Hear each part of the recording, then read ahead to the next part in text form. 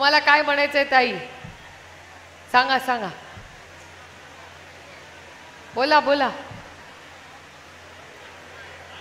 सांगा सांगा.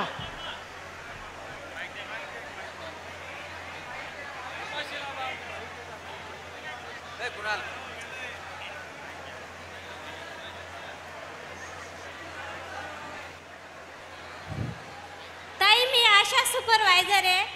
आम्हाला सरकारने शिंदे सरांनी आश्वासन दिलं होतं पगारवाढीचं, पण अजून पण GR निघाला नाही. आणि आता अजित दादा म्हणताय तुमच्यासाठी का मी माझं घर विकू असं म्हणताय. आम्हाला हे 1500 रुपये नको आहेत. ताई, आम्ही करोना काळामध्ये खूप काम केलं, तेव्हा जवळचे लोक नातेवाईक कोणी यायचे नाही. माझ्या आशा वर्कर, अंगणवाडी, आशा सुपरवायझर आम्ही घरोघरी जायचो, तेव्हा आम्हाला पण धाक होता. आमच्या घरी लहान मुलं आहेत, आमचा परिवार आहे, तेव्हा आमच्याकडे सगळेजण दबावाने सांगायचे तुम्हाला हे काम करावं लागेल. आणि आता आमची पगार वाढ केली, पण GR तर काही काढला नाही. पण ते आता म्हणताय तुमच्या पगारासाठी काही आम्ही आमचं शेत घर विकू. आम्हाला हे लाडकी बहिणीचे 1500 रुपये नको आहेत, कारण आम्हाला माहिती आहे हे 1500 रुपये आमच्याच पैसे आम्हाला देत आहेत. कारण आम्ही साधारण माणूस एक चॉकलेट घेतो, त्याची सुद्धा आम्ही तिथं टॅक्स भरतो. आमचे पैसे आम्हालाच देत आहेत. आणि आम्हाला हे लाडकी बहिणीचे पैसे नको आहेत. जे आमचे लहान जे मुलं शिकलेले आहेत, बेरोजगार फिरतायत, त्यांना नोकरी हवी आहे. ताई, पुष्कळच मुलं आत्महत्या करतायत. का करतायत?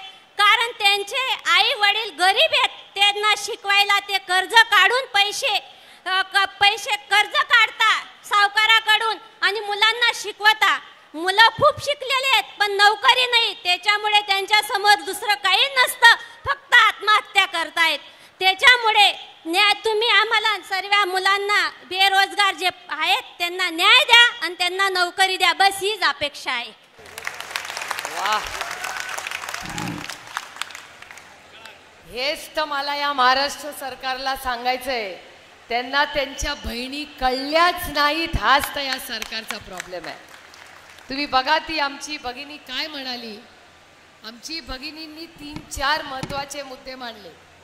तिने पहिला हमी भाव मागितला, त्याच्यानंतर आशा भगिनीच्या सुपरवायझरला जे 5000 रुपये महाराष्ट्र सरकारने तुम्हाला दिले सांगितलं होतं, तो GR काढलेला नाही. ताई, मी तुम्हाला शब्द देते की मी माननीय मुख्यमंत्र्यांना पत्र लिहिलेलं आहे, ते आज पोचेल त्यांच्याकडे. जर 1 आठवड्याच्या आत, सगळ्यांनी ऐकून घ्या, 1 आठवड्याच्या आत जर 5000 रुपये आमच्या आशा भगिनींना दिले नाहीत तर तुमच्यासाठी उपोषण आणि आंदोलन सुप्रिया सुळे करेल, हे मला तुम्हाला सांगायचं.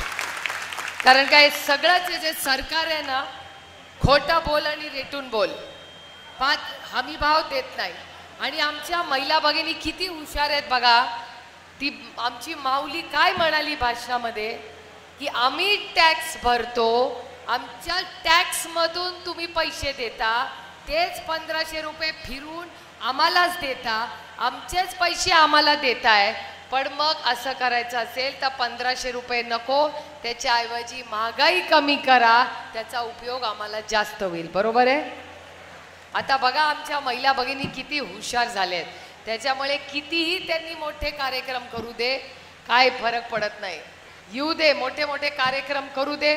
महिलांना काल तर जळगावमध्ये मला कळलं की मोठ्या संख्येने महिला बोलवल्या कार्यक्रमाला. महिलांना ना पाणी होतं ना अन्न होतं. महिला पहाटे 3 वाजता घरी पोचल्या. हाल झाले महिलांचे. कशासाठी? तर ह्यांना कार्यक्रम घ्यायचा आहे. अरे, जो देने वाला होता है ना, उसका दिल बड़ा होना चाहिए. प्रत्येकाचा एवढं शो. मला सांगा, आपण जेव्हा स्वतः हाताने लाडू वगैरे करतो भावाच्या प्रेमासाठी, जेव्हा माहेरी जातो तेव्हा चकली शेव करून जाता की नाही, प्रेमाने काहीतरी थालीपीठ न्या, भावाला जे आवडतं ते करून नेता की नाही. नेताना त्याचा फोटो काढून त्याचा कार्यक्रम करता का स्वयंपाकघरात जाऊन डबा ठेवता?